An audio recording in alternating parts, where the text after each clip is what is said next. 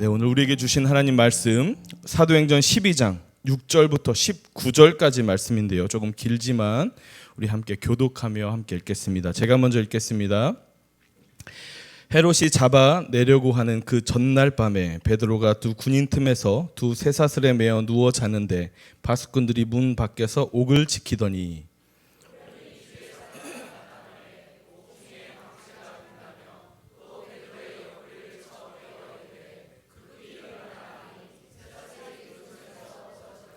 천사가 이르되 띠를 띠고 신을 신으라 하거늘 베드로가 그대로 하니 천사가 또 이르되 겉옷을 입고 따라오라 한대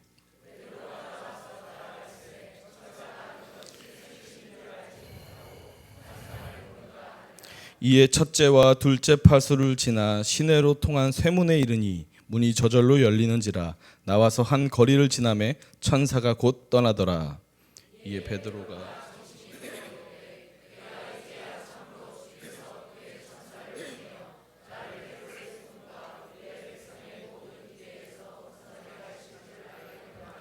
깨닫고 마가라 하는 요한의 어머니 마리아의 집에 가니 여러 사람이 거기에 모여 기도하고 있더라. 베드로가 대문을 두드리는데 로데라 하는 여자아이가 베드로의 음성인 줄 알고 기뻐하여 문을 미처 열지 못하고 달려들어가 말하되 베드로가 대문 밖에 섰더라 하니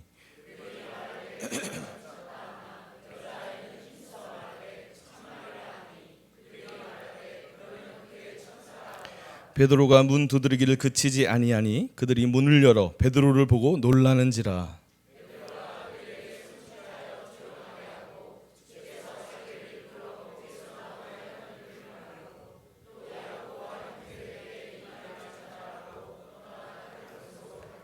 날이 샘에 군인들은 베드로가 어떻게 되었는지 알지 못하여 적지 않게 소동하니 헤롯이 그를 찾아도 보지 못하매 바수꾼들을 신문하고 죽이라 명하니라.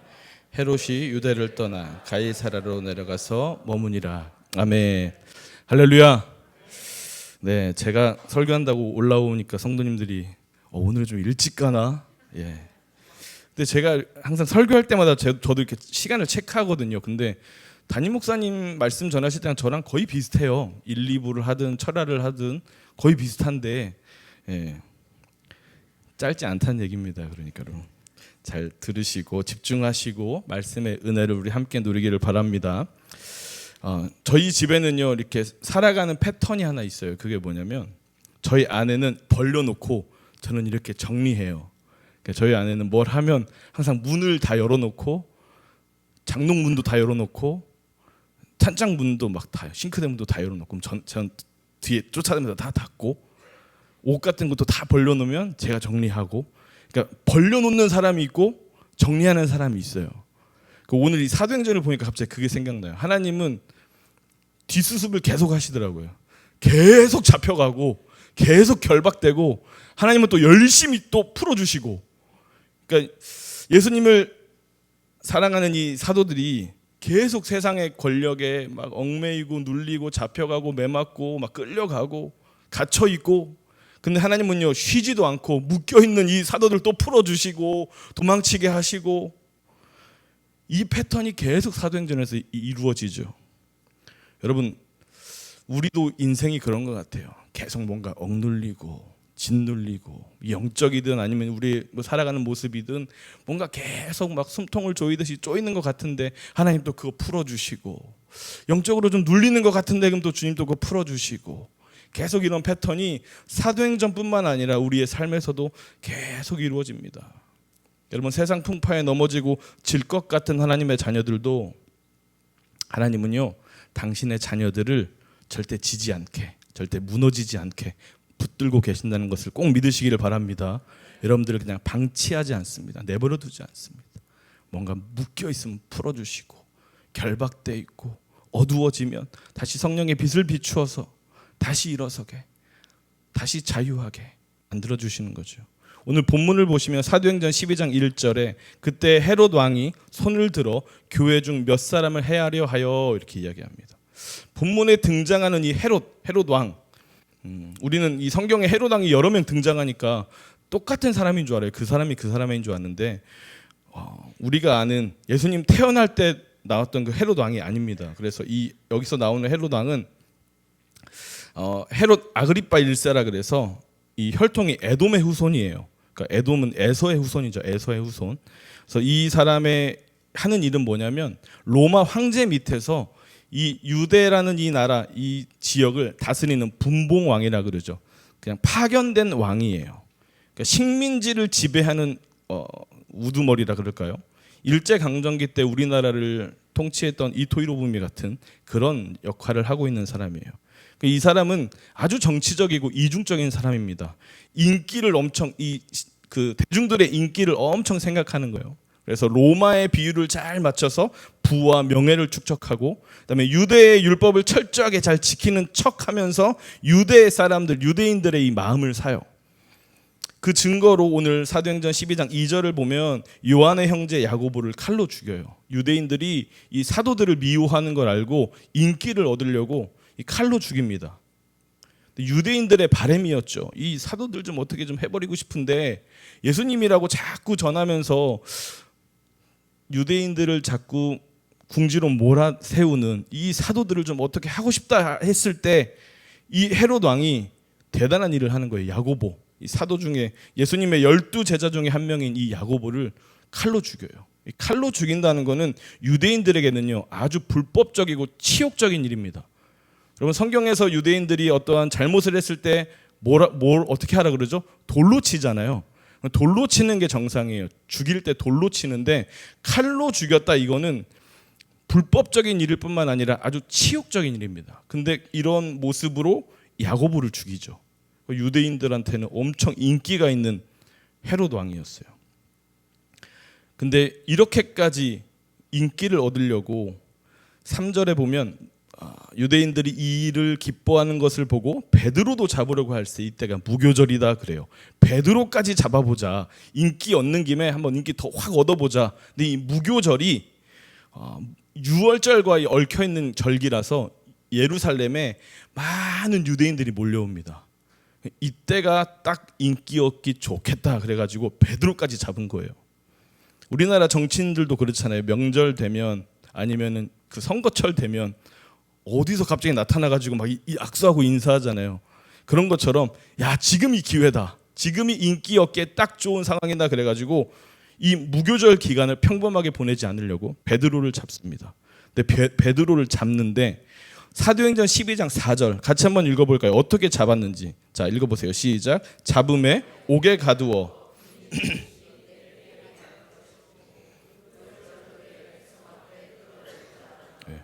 군사를 4명씩 4패거리를 만든 거예요. 16명이 동원됩니다. 근데 이걸 어떻게 베드로를 잡고 있냐면 이 플라비우스 요세푸스라는 이 역사학자가 있어요. 그 사람이 적어놓은 이 기록을 보면 오른쪽 팔에 쇠고랑 묶고, 베드로의 오른쪽 팔에 쇠고랑 묶고 다른 로마 병사의 팔에 또 그걸 묶어요. 그리고 반대쪽 왼쪽도 똑같이 베드로 묶고 로마 병사한테 묶고, 그리고 그 주변을 또 병사들이 다 감싸고 있는 거예요. 그러니까 절대 도망 못 치게. 베드로가 이렇게 나쁜 사람이었을까요? 이렇게 중대한 범죄를 저지른 사람이었을까요? 이게 죄가 커서가 아니라 사도행전 4장 5장 보시면 여러분 아시죠? 하나님의 은혜로 자꾸 베드로가 감옥을 탈출해요. 잡으면 도망가고 이러니까 마음 먹고 지키는 거예요. 아예 팔로 꽁꽁 묶어가지고 절대 못 도망가게. 그래서 이 베드로가 있는 이 감옥은요, 헤롯 궁에 있는 가장 은밀한 지하에 설치되어 있는 가장 은밀한 감옥이에요. 그러니까 탈옥을 꿈꿀 수 없는 곳입니다. 이따가 나오지만 문을요 여러 개를 통과해야 돼요. 어떻게든 이 베드로를 잡아서 죽이겠다라는 의지죠. 근데 베드로는 뭐 하고 있었을까요? 이 상황에서 16명은 지키고 있는데 오늘 성경을 보니까 베드로는 자요. 다음 날이면 죽임을 당할 걸 아는데, 너무나 잘 아는데 깊은 잠을 잡니다. 얼마나 깊이 잤냐면 천사가 깨웠는데 정신을 못 차려요. 야, 빨리 나가 그러는데 옷도 놓고 가고 막 비몽사몽간에 휘청휘청하니까 아마 정신 차려 한번 손에 한번 줬을 거예요. 천사가 잠을 못 깨는 거예요. 베드로가 얼마나 깊이 잤는지. 오늘 이런 이 상황 속에서 여러분, 하나님의 사람들이 묶임을 당하고 눌림을 당하고 결박을 당했을 때 하나님은요 반드시 그 결박을 풀어주신다는 걸 우리는 알 수 있습니다. 제가 이따가도 얘기하겠지만 베드로의 믿음이 엄청 커가지고 베드로가 기도를 엄청 해가지고 결박을 풀어주신 게 아니더라고요. 우리는 기도하면 야 응답되는 게 능력이다라고 생각하잖아요. 아니에요. 그냥 하나님 자체가 능력이세요. 우리가 막 어떻게 뭐 해가지고 기도 엄청 열심히 하고 막 그런다고 하나님이 우리에게 응답을 주셔서 능력의 사람이다 이게 아니라 하나님이 우리에게 함께 하시면 그것 자체가 능력이에요. 자, 그래서 첫 번째로 이런 모든 결박 속에서 우리는 뭘 기억해야 되냐면 하나님이 주도해 가신다는 걸 기억해야 됩니다. 우리는 눌릴 때도 있고 결박될 때도 있고 우리의 인생이 막 짓눌리고 어렵고 결핍도 있고 부족함도 있고 막 마음이 쫄릴 때도 있죠. 감정적으로 막 무너질 때도 있고 항상 좋지만은 않죠. 그럴 때도 하나님은요 주도하고 계신다. 하나님이 이끌고 계신다. 꼭 기억하시길 바랍니다. 오늘 베드로가요 죽음을 기다리면서 감옥에서 자고 있어요. 근데 그때 주의 사자가 찾아와서 베드로를 꺼내주죠. 사도행전 12장 7절인데 같이 한번 읽어볼까요? 시작. 호련히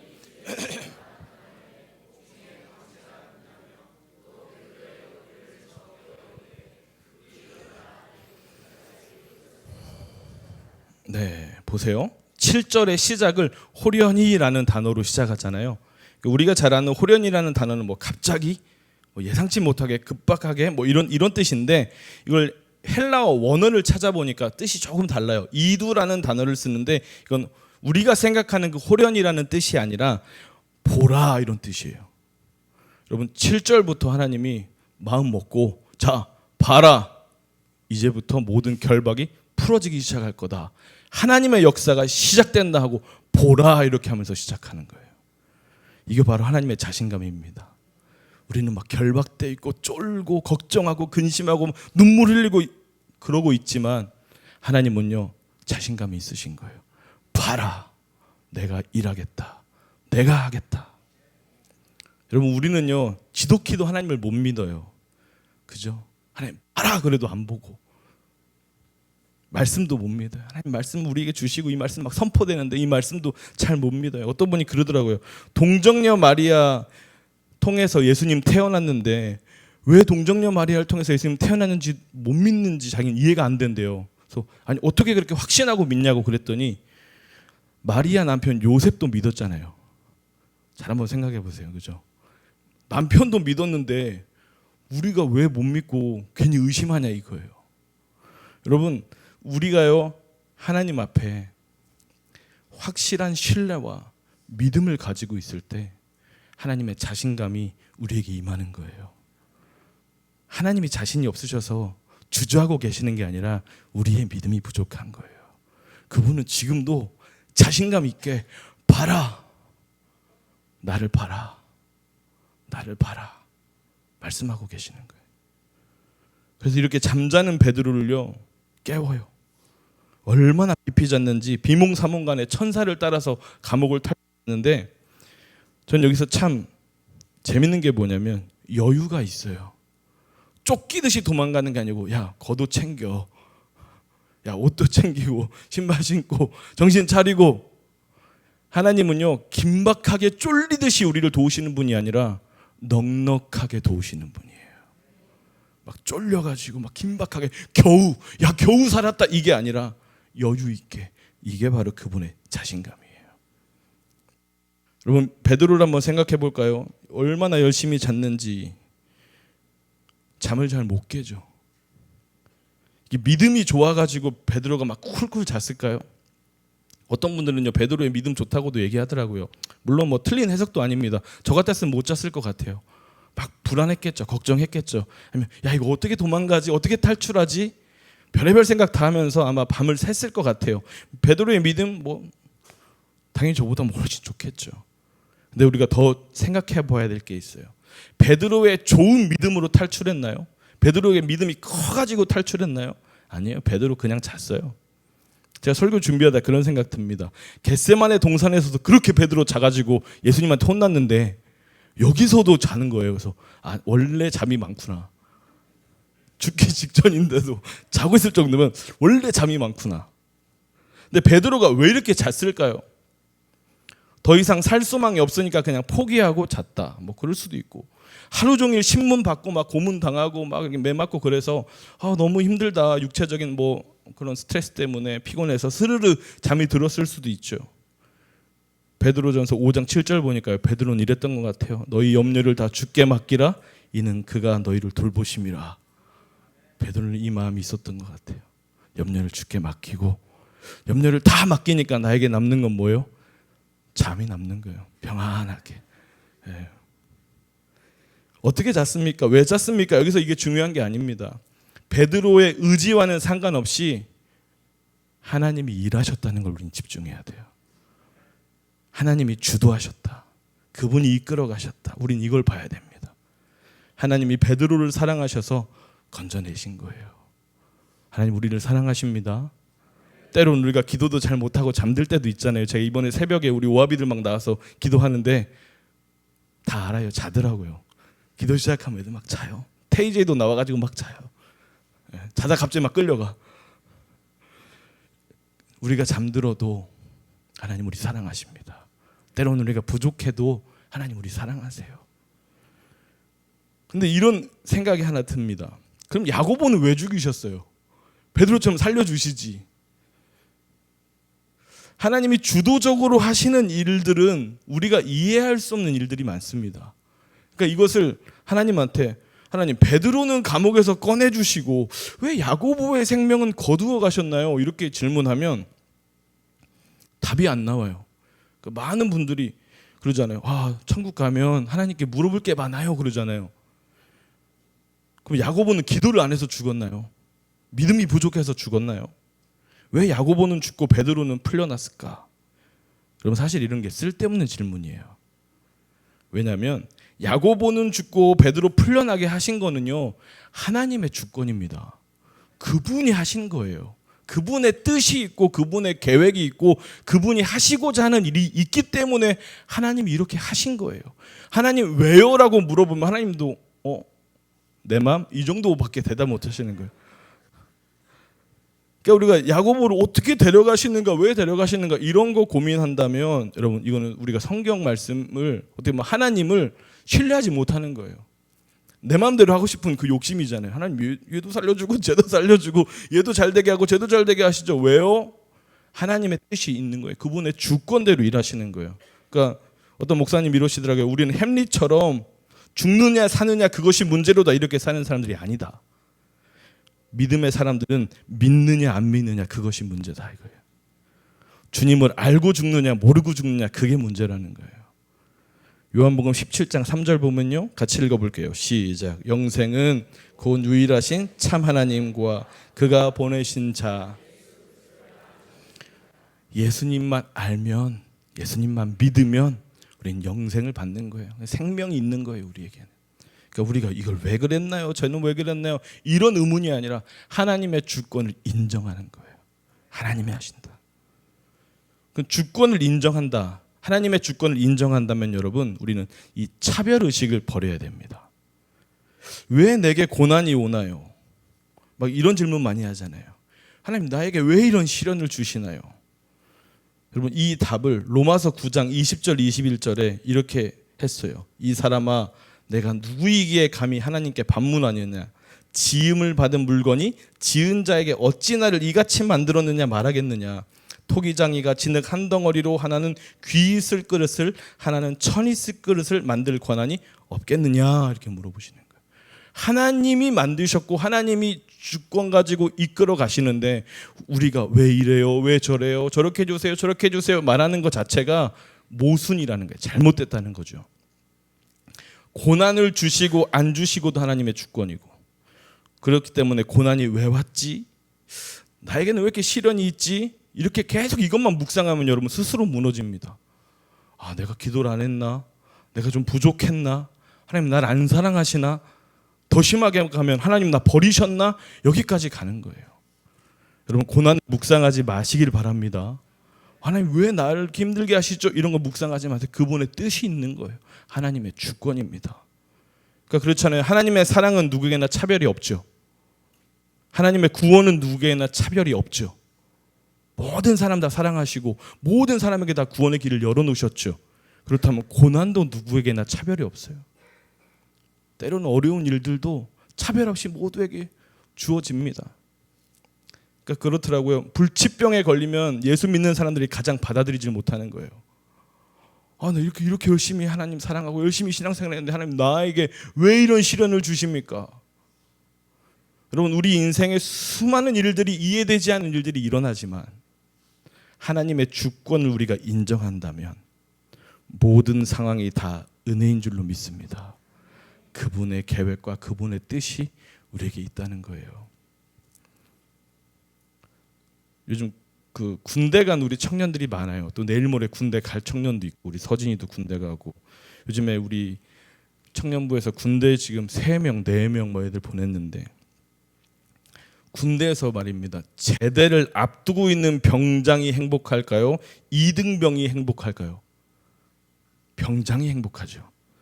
그러니까 제가 그런 생각했어요. 내년 2월 달에 우리 강혁이가 해병대 전역하거든요. 간지 얼마 안 된 것 같은데 곧 전역을 해요. 근데 최근에 자대 배치받은 영광이가 있어요. 그 2명을 놓고 누가 더 행복할까? 강혁이는요 요즘 전화도 안 받아요. 너무 행복해가지고.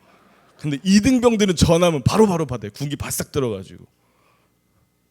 여러분, 이 땅의 기준으로 우리가 바라보면요 야고보가 되게 안쓰럽죠. 근데요 하나님의 관점으로 바라보면 전역을 앞두고 있는 사람이 훨씬 행복한 거예요. 이 땅에서 다 주의 뜻 이루고 주님 부르신 것 얼마나 야고보는 행복했겠어요. 여러분, 모든 것이 하나님의 관점으로 바라보면 은혜입니다. 내가 내 욕심 부리고 내 생각 가지고 막 아쉬워하고 이 땅에 있는 막 이 세상의 것들을 못 놓고 이러니까 힘들고 어렵고 불평 불만이 가득하지, 하나님의 관점으로 바라보면요 모든 상황이 다 은혜입니다. 그분의 사랑으로, 그분의 이끄심으로, 하나님의 주권으로 우리는 오늘 여기까지 살아왔습니다. 여러분, 그렇다면 이제 하나님이 모든 일을 다 하시니까 우리는 가만히 멍하니 앉아있으면 되겠다, 예배 때 그냥 가만히 와서 앉아있으면 되겠다, 아니죠. 두 번째 뭐 합니까? 간절함으로 기도해야 됩니다.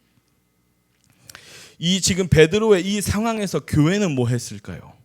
오늘 본문을 같이 읽어서 아시겠지만 사도행전 12장 본문 바로 전절 5절에 보면 이에 베드로는 옥에 갇혔고 교회는 그를 위하여 간절히 하나님께 빌더라 기도했다, 이렇게 이야기합니다. 간절히 기도했다 그래요. 야고보를 떠나보내고 베드로의 생명도 위험해진 이 상황 속에서 예루살렘에 있는 이 교인들이 흩어지질 않아요. 도망가야지 정상이잖아요. 나도 죽고 너도 죽을 수 있는 상황, 나도 잡혀가고 너도 잡혀갈 수 있는 상황인데 성도들이 한 자리 모여서 베드로 위에서 중보기도 하고 있는 거예요. 이 시대를 살아가는 우리가 배워야 될 모습입니다. 여러분, 우리가 간절한 기도를 잊어버렸어요. 모든 것이 풍족하고 살만해지니까 절박함이 없어졌습니다. 간절했던 기도 소리들이 사라져요.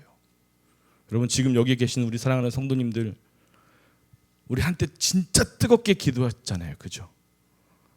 요즘에 우리의 기도 모습이 어때요? 기도합시다 그러면 예전 같지 않죠. 여러분, 기도에는 베테랑이 없습니다. 기도에는요, 나 옛날에 기도 많이 했는데 옛날의 기도가 지금 나를 이끌고 가는 게 아니에요. 기도는 오늘 지금 이 자리에서 우리가 하는 거예요. 우리나라는 기도의 유업을 참 많이 받은 나라입니다. 여러분 너무 잘 아시겠지만 주여 삼창하는 거, 세계 어디 가도 이런 기도 없습니다. 새벽 기도, 세계 어디 가도 새벽 기도 없어요. 그리고 산기도도 세계 어디 가도 없어요. 그러니까 외국 사람들이 대한민국의 기도 그러면 주여 삼창, 새벽 기도, 산기도를 이야기합니다. 기도라고 하면 우리 민족이 가장 뜨거운 민족이에요. 우리 오하비 아이들이 이번에 일주일 동안 선교 주간에서 새벽 예배를 나오더라고요. 그러니까 테이제이도 자는 애들 들쳐업고 막 머리에 막 까치집 막 생겼는데 들쳐업고 나와가지고 열심히 나왔는데 오늘 새벽 못 나와가지고 선물을 못 받았대요. 열심히 막. 근데 제가 참 마음에 감동이 됐던 게 뭐냐면 우리 부모님들이 같이 나오잖아요. 그러니까 부모님들이 이 새벽에 하는 이 기도의 유업이 자녀들이 보고 그대로 기도의 유업이 흘러가는 거예요. 피곤해 죽겠지만, 자꾸 눈이 감기고 피곤해 죽겠지만 우리 부모님들이 기도하는 모습 보고 아이들에게 기도의 유업이 흘러가는 거예요. 제가 이번 주 화요일 저녁에 담임 목사님의 도움으로 이게 로잔 대회 참관인으로 이 로잔 대회를 참여했어요. 저녁 식사도 주더라고요. 참관인인데 참 로잔 대회 친절하더라고요. 저녁도 주고. 그래서 이제 수많은 외국 선교사님들, 수많은 분들하고 같이 이렇게 모여가지고 큰 그 컨벤션 센터에서 밥을 먹는데 제 옆에 네팔에서 오신 선교사님이 앉으셨어요. 사실 서로 모르잖아요. 우리나라 문화 같으면 열심히 밥 먹고 그냥 빨리 일어나야 되는데 말을 지키시더라고요. 저 영어도 잘 못하는데. 그래가지고 자기가 한국에 처음 왔다고 막 이야기하시면서 한국에 아는 사람, 자기 사무엘 김이라는 사람이 있다고. 저는 모르는데 왜 이렇게 그 사람을 저한테 얘기했는지 모르겠어요. 이런저런 막 이야기하시는데 프레이어 마운틴 딱 얘기하더라고요. 산기도를 나는 한다. 나는 산기도로 한국을 잘 알고 있다. 이렇게 얘기하더라고요. 그래서 제가 뭔가 으쓱한 거예요. 나 며칠 전에 산기도 갔다 왔는데 목사님하고. 나 목사님하고 막 산기도 가서 막 받은 은혜를 막 얘기하고 싶었지만 영어가 안 돼서 그냥 웃어줬어요. 여러분, 이 나라가 영적으로 잠들지 않고 깨어있는 이유가 뭔지 아십니까? 아직도 보이지 않는 수많은 기도의 용사들이 이 나라 가운데 있기 때문입니다. 저도 목사님 따라서 산기도 한 2번 갔는데 그 깜깜한 밤에 그 산에 기도하는 사람들이 있어요. 근데 그 산에만 있을까요? 아니에요. 대한민국의 많은 산 속에 그 깜깜한 밤에 저는 다이소에서 랜턴을 사가지고 불도 잘 안 들어와요. 불도 잘 안 들어오는데 그 산에 올라가서 기도하는데 기도 소리가 막 들려요. 여러분, 그렇게 보이지 않는 수많은 사람들이 깨어 기도하기 때문에 이 나라가 그래도 오늘 이 시대에 이렇게 하나님께 쓰임받는 줄로 믿습니다. 숨겨져 있는 12,307천의 사람들이 여전히 있다는 거예요. 그 중에 우리 교회가 있는 줄로 믿습니다. 그 중에 우리 성도님들이 깨어 있는 줄로 믿습니다. 열왕기상 17장 18절 보니까 내가 이스라엘 가운데 7,000명을 남기리니 다 바알에게 무릎 꿇지 아니하고 다 바알에게 입맞추지 아니한 자니라. 이렇게 말해요. 이 시대의 흐름이나 이 시대의 방법, 이 시대의 생각들, 패턴들, 문화들 따라가지 않는 모든 것을 거절하고 하나님께만 집중하는 그 7,000명이 남아있다는 거예요. 그 7,000명이 우리가 되기를 간절히 바랍니다. 여기 계신 모든 분들, 특별히 우리의 다음 세대들이 되기를 주님의 이름으로 축복합니다. 여러분, 기도가 회복돼야 됩니다.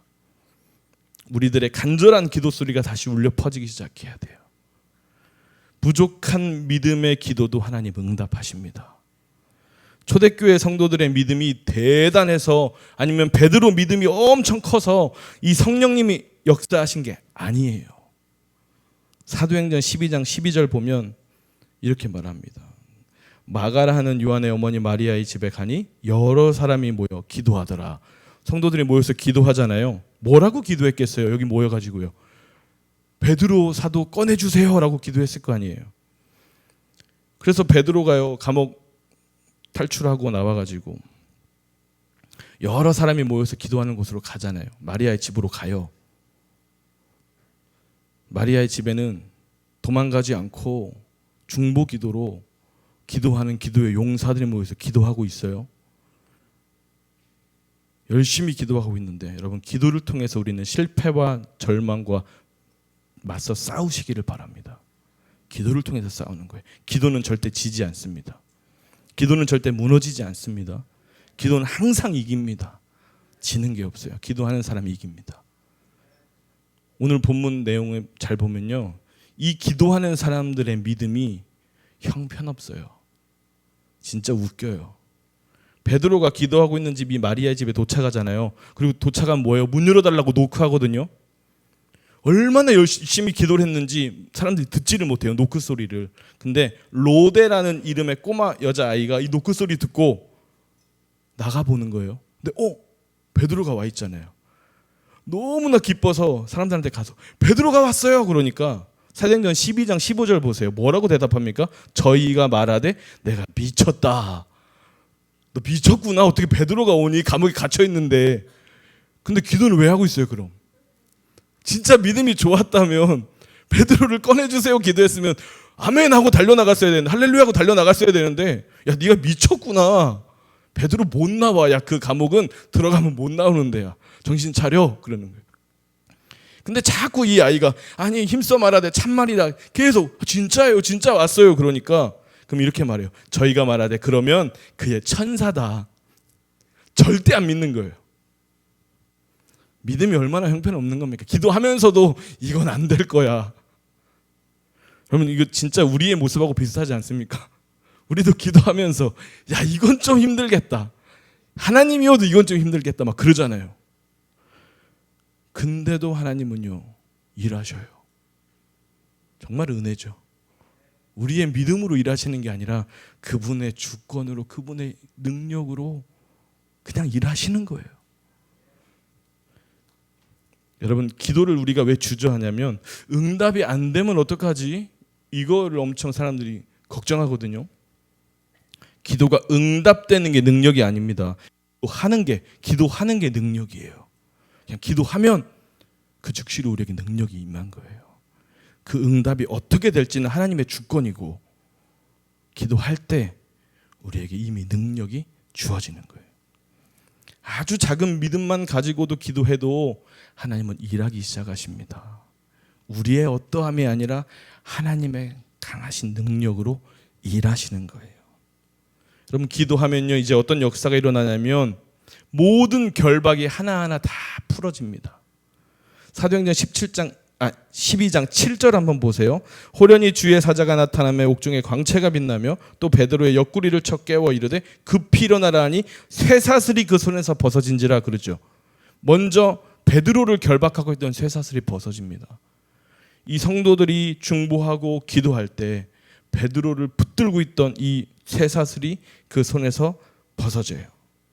그리고 10절을 보니까요. 이는 첫째와 둘째 파수를 지나 시내로 통한 쇠문에 이르니 문이 저절로 열리는지라 그래요. 하나하나 열리는 거예요. 문이 몇 개가 나옵니까? 3개가 나와요. 첫 번째 쇠문, 두 번째 쇠문, 밖으로 나가는 쇠문. 여러분, 여기에 지키는 사람 없었겠습니까? 이 문은 자물쇠로 안 잠겨 있었을까요? 모든 방법을 다 동원해서 결박하고 닫아놓고 안 되게 만들어놔도 중보 기도하는 사람들이 있을 때 하나님이 움직이기 시작하시는 거예요. 가만히 멍하니 있어서 되는 게 아니고 우리가 서로를 위해 기도할 때 하나님이 그 결박을 하나씩 풀어주시고 열어주시는 거예요. 오늘 이 밤에 우리 막 뜨겁게 기도할 때 우리의 모든 죄와 어둠의 사슬들이 끊어지기를 주님의 이름으로 선포합니다. 우리 가정, 우리 주변, 우리 직장, 우리 삶을 애워싼 모든 어둠의 영들이 떠나갈 것입니다. 이 도시를 감싸는 이 어둠의 영들의 결박이 풀어지게 될 것입니다. 여러분, 우리는 구체적으로 기도하셔야 돼요. 이제 기도도 추상적으로 하시면 안 됩니다. 기도도 구체적으로. 이게 말을 빙빙 돌려 하는 사람들이 있어요. 충청도 사람들이 그렇게 말을 빙빙 돌려 하잖아요. 절대 직설적으로 얘기 안 합니다. 그죠? 충청도 분들 계시면 죄송합니다. 예. 꼭 충청도만은 아니지만 대개 충청도 분들이 그러시더라고요. 그 충청도 사람한테 참 어렵게 야 돈 좀 빌려줘 그러면 야 나 돈 구경한 지가 오래됐다 그러면서 야 요즘 5만 원짜리도 있다며 그러는 거예요. 거절은 못하고 빙빙 돌려가지고 그러니까 예나 노를 바로 얘기하지 않아요. 자기가 말하고 싶은 거를 절대 이렇게 숨겨요. 자꾸 숨겨. 제가 같이 사는 사람이 그래요. 저희 아내가 고향은 경기도 평택이거든요. 근데 평택에서 그 고향이 충청도 그 아산하고 붙어있는 경계예요. 그래서 유치원을 충청도로 다녔어요. 그래서 밥 먹는 것도 느려요.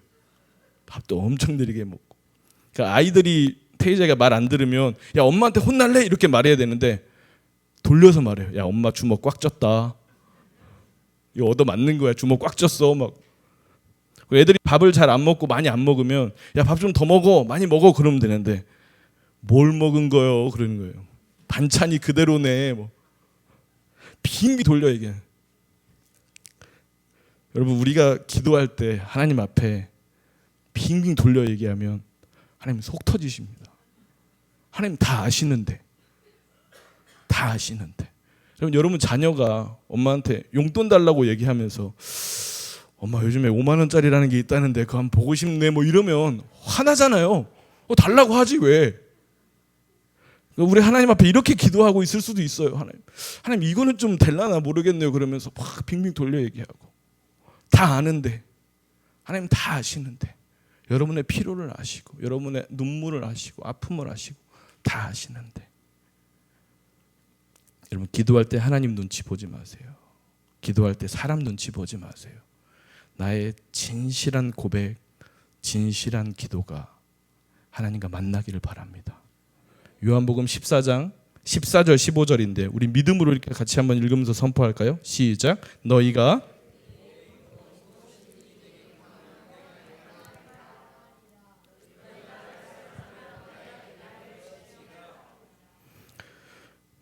네. 요한복음 14장 15절 보면 내 이름으로 무엇이든지 내게 구하면 내가 행하리라 그러잖아요. 말씀을 좀 쉽게 한번 다시 생각해 볼까요? 예수님의 이름으로 우리가 예수님께 구하면 예수님이 하신다는 거예요. 기도는 간단합니다. 주님의 이름으로 선포하면 주님이 하신다는 거예요. 지체하지 않고 즉시 하시겠다는 거예요.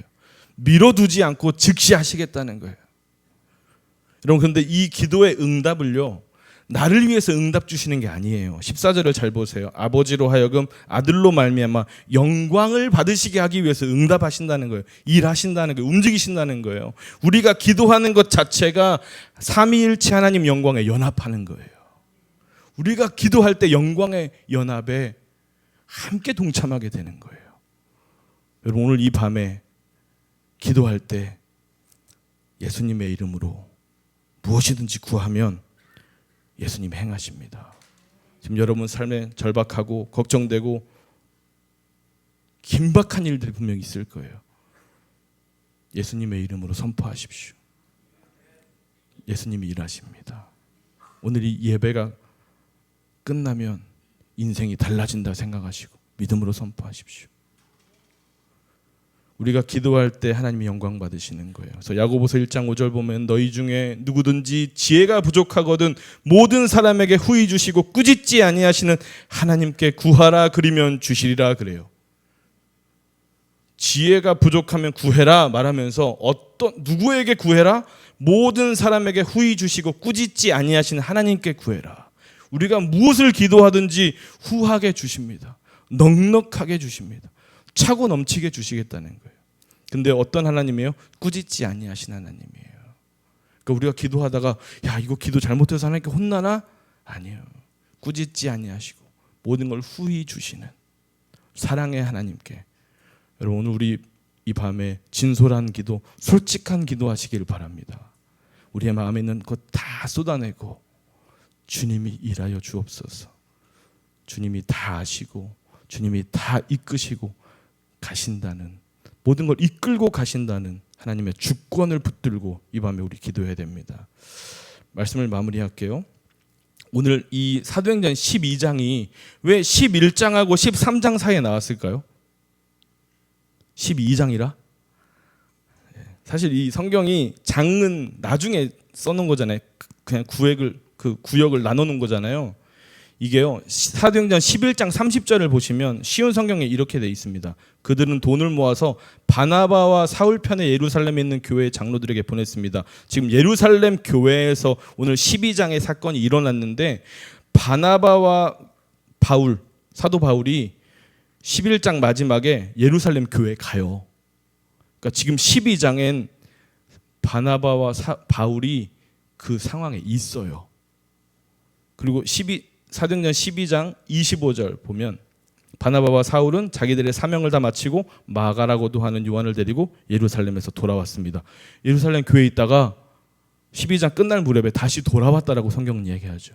그러니까 오늘 그 역사의 현장에 베드로가 감옥을 탈출하고 나와서 성도들이 중보기도 하고 베드로가 나타나는 그 역사의 현장에 누가 있어요? 바나바와 사울이 있었어요. 왜 이것을 보게 하셨을까요? 왜 하필 이 타이밍에? 그렇잖아요. 바나바와 사울 앞으로 선교 나가야 되는데 매도 많이 맞을 거고 잡혀가고 죽을 고비 막 넘길 건데 하나님 가르쳐 주시는 거예요. 하나님이 주도하신다. 하나님이 이끌어 가신다. 두려워 마라. 하나님이 너네 결박돼도 위기를 만나도 환난을 만나도 모든 결박 하나님 다 풀어주신다. 베드로를 통해 보여주시는 거예요. 바울도요, 나중에 빌립보 감옥에 갇혔을 때 두려워하지 않잖아요. 바울 뭐 합니까? 오히려 찬송하고 기도하는 거예요. 그때 뭐예요? 옥문이 열려서 똑같은 기적을 경험하죠. 오늘 우리에게 왜 이 메시지를 주실까요? 우리에게 주신 중보 기도의 능력, 기도의 능력. 나의 작은 믿음으로 기도해도 하나님이 주도해서 일하신다. 그분의 능력으로 일하신다. 우리가 기도할 때 모든 결박이 풀어진다 알려주시는 거예요. 예배팀 나오세요. 오늘 우리 이 밤에 함께 좀 뜨겁게 기도했으면 좋겠습니다. 우리의 강력한 중보 기도를 통해서 우리의 모든 결박이 하나하나 풀어지게 될 줄로 믿습니다. 믿음으로 기도하면 그것이 현실이 됩니다. 우리가 너무 의심하고 너무 머릿속으로 계산하고 하나님 말씀을 너무 추상적으로 생각합니다. 여러분, 우리 삶에 실제적으로 이루어지는 하나님의 말씀을 경험하시길 바랍니다. 우리 다 같이 자리에서 좀 일어나셔서 우리 좀 뜨겁게 기도했으면 좋겠어요. 여러분, 지금 우리가 기도할 때입니다. 교회 상황을 봐도 기도할 때고요, 나라적인 상황을 봐도 기도할 때고요, 우리 인생의 상황을 봐도 기도할 때입니다. 그런데 기도해야 될 이 기도의 사람들이 갈 길을 잃었어요. 열정이 식었어요. 기도의 불이 꺼져가고 있어요. 여러분, 오늘 기도를 통해서, 오늘 뜨거운 기도를 통해서 우리가 기도하지 못하게 억누르고 있는 모든 어둠의 영들이 떠나갈 것을 믿음으로 선포합니다. 이 시간 우리가 주여 한번 부르시고 기도할 때 하나님, 나에게 기도의 뜨거운 불이 다시 타오르게 하여 주옵소서. 기도의 능력이 회복되게 하여 주옵소서. 기도하는 능력의 사람으로 다시 일어나게 해달라고 우리 주여 한번 부르시고 기도하겠습니다. 주여!